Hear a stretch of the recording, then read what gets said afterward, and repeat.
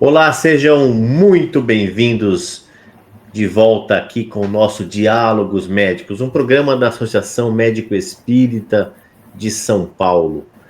Hoje, novamente, aqui dando sequência ao nosso estudo, na nossa grande caminhada com tanto aprendizado que nós estamos seguindo o livro Entre a Terra e o Céu.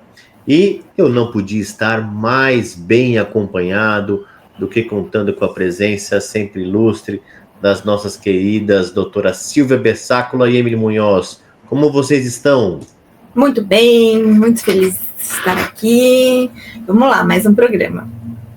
Isso aí, muita alegria, um beijão de Curitiba. Então, no programa passado, nós vimos o diagnóstico de uma situação do Leonardo, né? Um espírito que demonstrava ali, estava desencarnado, um corpo espiritual muito denso e muito doente pelo ódio. A equipe espiritual ali atendendo verificou que era preciso uma ação mais direta, alguma coisa que fosse mais eficaz ali. Nós também vimos, nesse mesmo capítulo, conceitos muito interessantes sobre a hereditariedade, sobre a questão da influência das nossas lembranças de vidas passadas, sobre as escolhas que nós podemos fazer ao longo de nossas vidas, que funcionam como verdadeiros caminhos que podem atenuar esse sofrimento.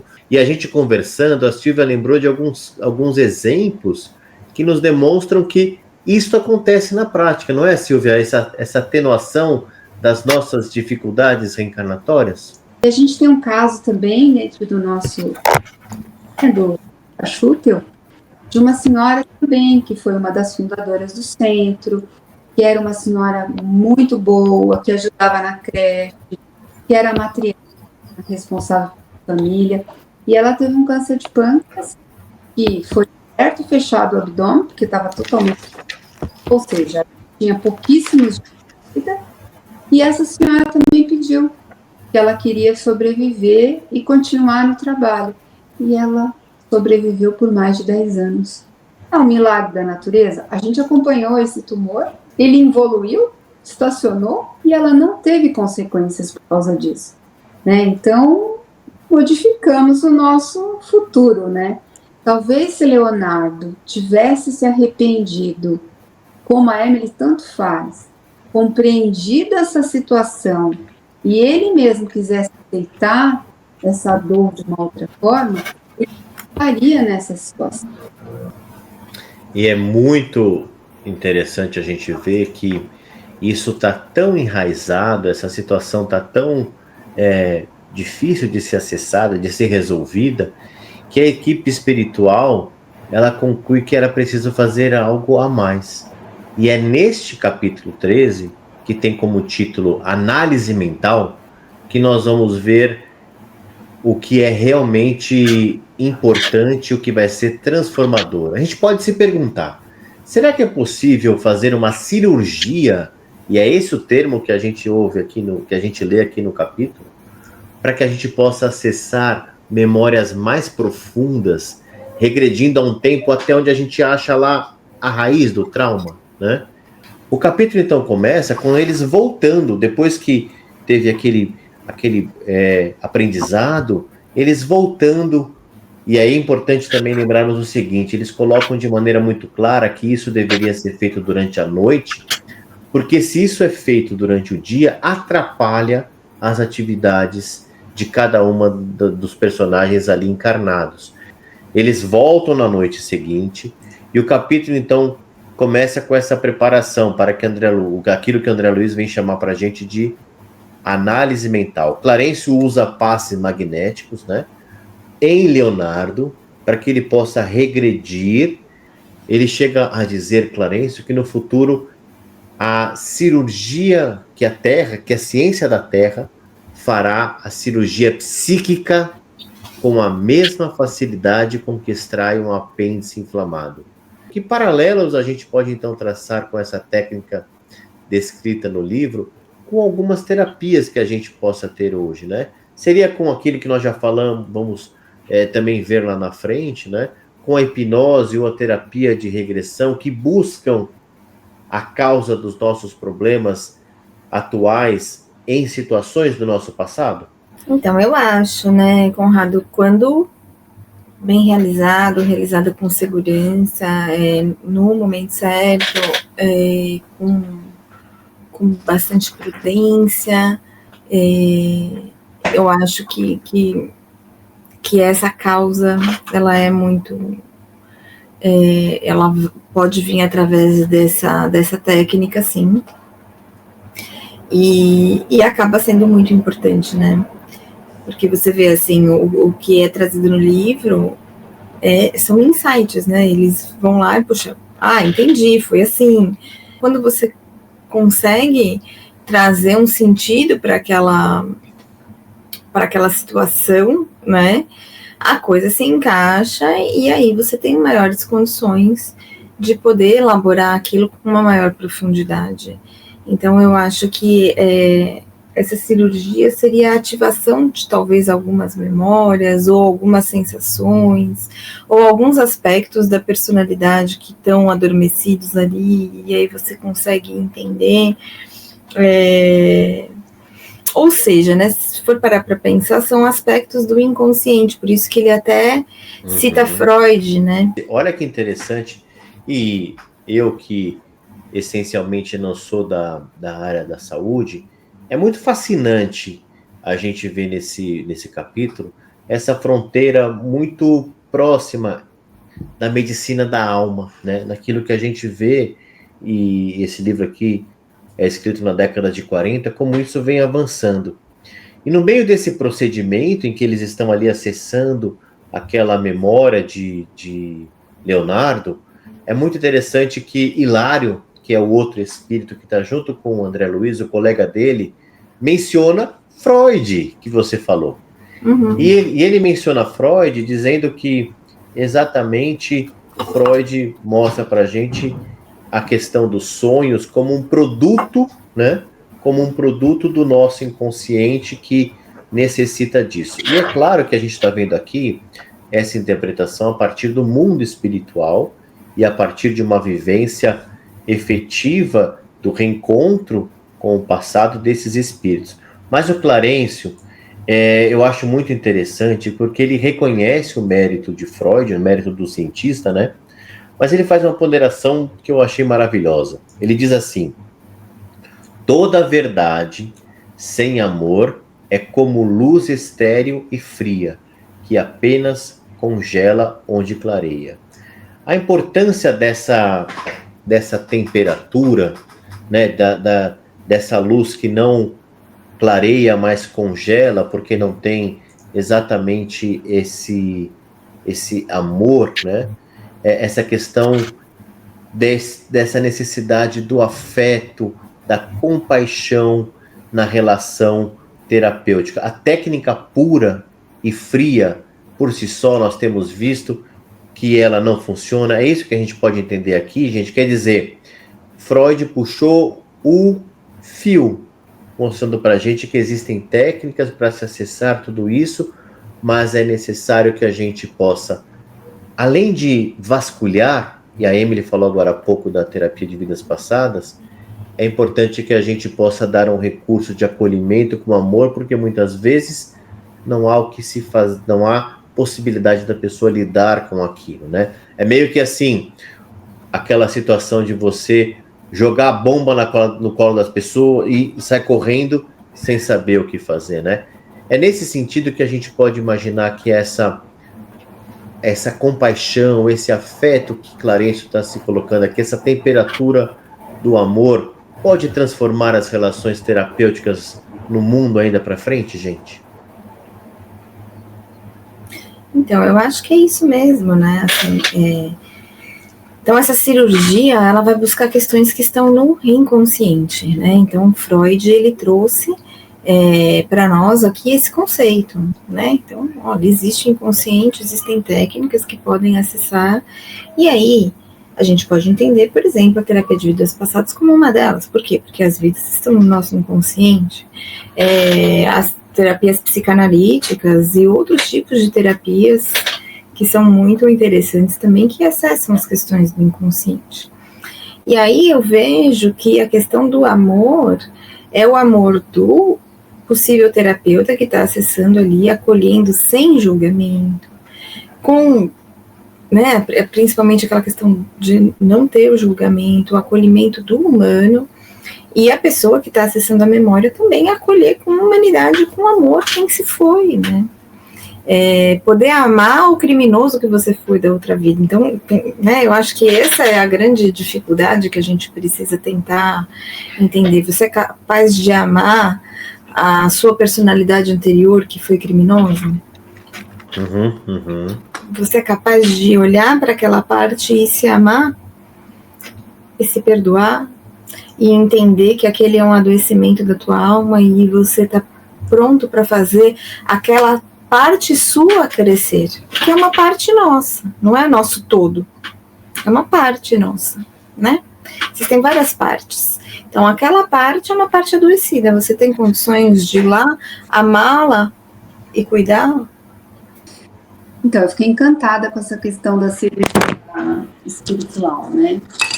É como se a gente extirpasse através, né, de nós mesmos, com o apoio do médico terreno. A gente vai ter muito menos cirurgias, né, se a gente pensar nesse fato. Porque, por exemplo, se a gente causou um câncer por causa das nossas mágoas e dos nossos ressentimentos, que possam ser do nosso passado, que possam ser do nosso presente. Uma vez que a gente consiga entender todo esse processo, a gente pode transformar essa doença, né, a célula doentinha numa célula sã. E isso vem a partir de uma conexão que o médico tem que ter com o seu paciente. Seja ele um psicoterapeuta, seja ele um médico cirurgião, seja ele um médico clínico, seja ele um médico da alma, né? Então, nós vamos observar que a medicina vai ser a medicina da alma nas futuras gerações. E que muito menos precisará operar, agir do ponto de vista, talvez não sejam necessários as quimioterapias, as radioterapias, porque são condutas ainda muito violentas, que provocam também o adoecimento, não só da célula doente, mas das células sãs. Então, nós teremos histórias muito diferentes do que a gente tem hoje, e finalizações também muito diferentes. Talvez as pessoas vivam até os 150 anos, vai saber, né? Porque isso vai ser eliminado de uma maneira muito mais rápida, e talvez pela nossa própria condição mental, a gente consiga resolver mais coisas numa única vida. Porque hoje a gente não consegue, a gente está resolvendo, como a Emily já colocou várias vezes, uma coisinha ou outra, mas no futuro, à medida que a gente vá se aceitando e vá se compreendendo, esse vaso sujo vai sendo limpado de uma maneira muito mais rápida. Por quê? O objetivo vai ser o trabalho no bem, vai ser o bem-estar geral, vai ser a saúde. Então, essas necessidades hoje muito radicais, elas não vão mais existir. Acho que a gente ainda não vai pegar isso, né? Isso aí é bem mais para frente, mas eu acho que a gente está dando um pontapé muito importante, associando, né, a medicina com a espiritualidade, a gente vendo a transformação de pessoas através das terapias complementares, porque a gente sempre orienta que o médico ainda, a gente precisa ainda da cirurgia, a gente precisa ainda dessas técnicas mais agressivas para o nosso próprio aprendizado, né? Mas que pode ser atenuado através da compreensão de tudo isso, né? E a gente, como médico espírita, tem uma responsabilidade enorme. A diferença que a gente tem quando a gente se conecta com o paciente é muito, muito diferente. Porque você vai ter a intuição do seu mentor, você vai ter a intuição do mentor do paciente, você entra na situação vibracional desse paciente. Imagina quanto a gente está conectado, né, Emily, a tantos pacientes. Porque a gente vai para casa e não esquece deles, né? Quando eu tinha pacientes internados, gente, eu estava o tempo inteiro conectada com eles lá. Como eu também estou conectada com os meus do consultório. Então, vocês sabem, tem uma coisa que eu penso, que é a seguinte. Nesse livro está contida o parágrafo que eu, na minha opinião, o mais importante em relação da obra André Luiz, que é no capítulo 10. A carne, de certo modo, em muitas circunstâncias, não é apenas um vaso divino para o crescimento de nossas potencialidades, mas também uma espécie de carvão milagroso, absorvendo-nos os tóxicos e os resíduos de sombra que trazemos no corpo substancial. Se a gente, enquanto médico espírita, conseguir trazer essa ideia, no sentido de que a doença, muitas vezes, é uma dádiva, que é uma expurgação, né? Então, as coisas que estão no nosso perispírito, elas estão sendo drenadas para fora, né? Elas estão podendo ir embora.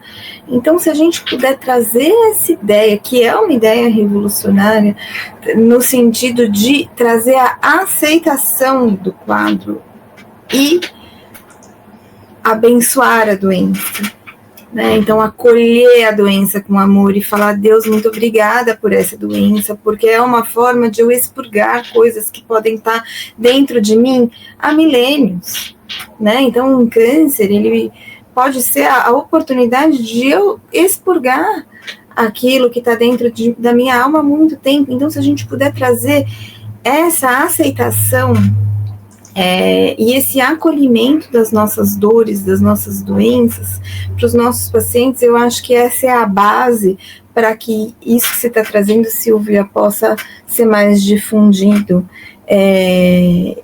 para o avanço da medicina nesse sentido que você está trazendo. Então, eu acho que a base é a gente poder aceitar com resignação, com fé e com confiança todo o processo que está acontecendo com a gente. Né? E eu acho que essa frase, esse parágrafo aí do capítulo 10, que eu acho incrível pessoalmente, ele norteia esse pensamento e esse raciocínio, né? E é interessante, Emily, que André Luiz fala pra gente desse carvão milagroso, né? E eu acho que você trouxe algo que é super importante para quem nos ouve, inclusive muitos, evidentemente, espíritas, a gente exercitar. Eu sei que não é fácil, gente, mas a gente exercitar não maldizer a doença. Porque e aí a gente ainda faz algo que eu acho que é mais danoso ainda, além de maldizer, coloca tudo na culpa do karma, do passado, e a vida fica muito pesada, muito dolorosa, muito mais difícil do que ela já é. E, não à toa, André Luiz usa a expressão carvão milagroso, né? Mas a gente vai percebendo, então, que com essa abordagem muito amorosa, a equipe continua a avançar no caso, e o resultado é muito impressionante, porque sob o efeito dos passes, Leonardo começa a rejuvenescer, voltando até mesmo à época do crime. E aí começa o grande ápice desse capítulo, que ele começa a gritar em desespero e chamar por uma mulher pelo nome de Lola. A cena que se segue é de arrepiar. O espírito da neta, Antonina, que estava ali, se desprendeu do corpo e se transforma, e aí a gente vê essa modelagem de assumir uma experiência anterior, né, uma personalidade anterior. Ela se transforma na imagem de Lola, aí a verdade explode, vem à tona. Leonardo e a neta, numa vida passada, foram amantes. Essa revelação é dramática e nos ensina muito, muito sobre os laços que nos unem e sobre como esses conflitos que a gente varre muitas vezes para debaixo do tapete dentro do nosso lar devem e podem ser resolvidos, né? Então a gente não tem a menor ideia. Vejam que a situação de um encadeamento de acontecimentos faz com que ela volte, né? No caso, a Antonina, ela volta, reencarna, ainda dentro da mesma matriz genética. A gente tem um caso desse semelhante no livro, eu agora não me lembro se é Libertação, posso ter errado. O Cláudio, que é avô do André Luiz, que ele encontra lá numa caverna, em que a irmã do Cláudio, que tinha então tido com ele um problema de disputa de heranças do passado, e o avô do André Luiz, o Cláudio, ficou muito apegado, ela reencarna como bisneta dela mesma. Então veja que é interessante como essas ligações elas vão sendo resolvidas, às vezes, gente, ao longo de séculos. E é então o que a gente entende que é o chamamento, uma chamada para uma justiça imanente, ou seja, uma justiça que nos coloca diante de uma dinâmica de reencontro de novas posições familiares. Amantes do passado voltam como avô e neta. Parece ser um mecanismo muito claro, né? Um mecanismo para a gente entender que é exatamente este mecanismo pedagógico da vida, né? Na opinião de vocês, que a gente está caminhando aqui para o final, qual é a finalidade desse encontro tão desafiador como esse aí? É o desenvolvimento do amor, né? Uma vez que você recebe como filho, muda a sua vibração em relação, né, ao companheiro, né? O filho em relação o pai em relação às filhas, né? A gente tem a história, por exemplo, também do André Luiz, onde a mãe de André Luiz se oferece para casar-se novamente com o pai de André Luiz e receber as duas amantes do pai de André Luiz, que estão com ele no umbral. Então a gente vê que é a cura da ferida, né, gente? É o perdão, é a compreensão, é o desenvolvimento de um amor, não esse amor é ainda muito relacionado à parte sexual, e sim ao amor fraternal, quiçá o amor incondicional. A mãe de André Luiz tinha um amor incondicional, né? Mas eu acho que tem essa função. É o desenvolvimento do amor num lugar que a gente ainda nem imagina, né? Tá muito longe de nós mesmos, mas é isso, né? É o início desse processo, né? Eu fico imaginando como foi a infância dessa pequena Antonina, a relação dela com o avô. A gente não tem aqui uma notícia clara se ela chegou a conhecê-lo ou não, né? Mas imagine como é bonito isso, né? Ela, de repente, ter sido acolhida no colo do avô, desenvolver ali uma admiração pelo avô, pela história do avô, e com todo este passado que nenhum dos dois imaginava. Mas o capítulo de hoje, então, Análise Mental, nós testemunhamos essa questão da cirurgia espiritual, e a Silvia muito bem colocou que isso é um lampejo daquilo que a gente pode ver no futuro, né? Que ao acessar estes arquivos, essas lembranças, e resolver ali, na essência das coisas, né?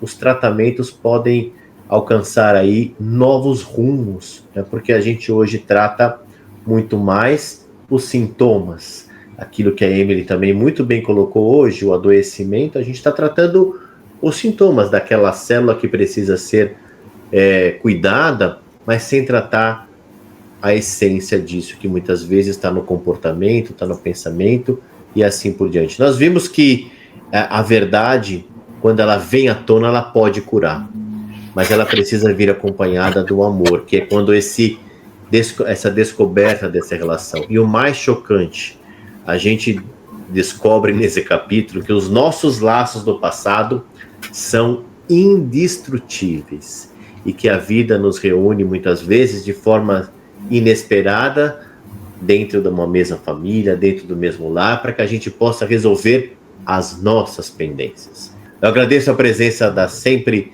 iluminada presença das nossas queridas doutora Silvia e doutora Emily. Nos encontramos no próximo programa, na próxima semana, para mais um Diálogos Médicos. Obrigada pela oportunidade. Maravilhoso como sempre. Um abraço. Obrigado.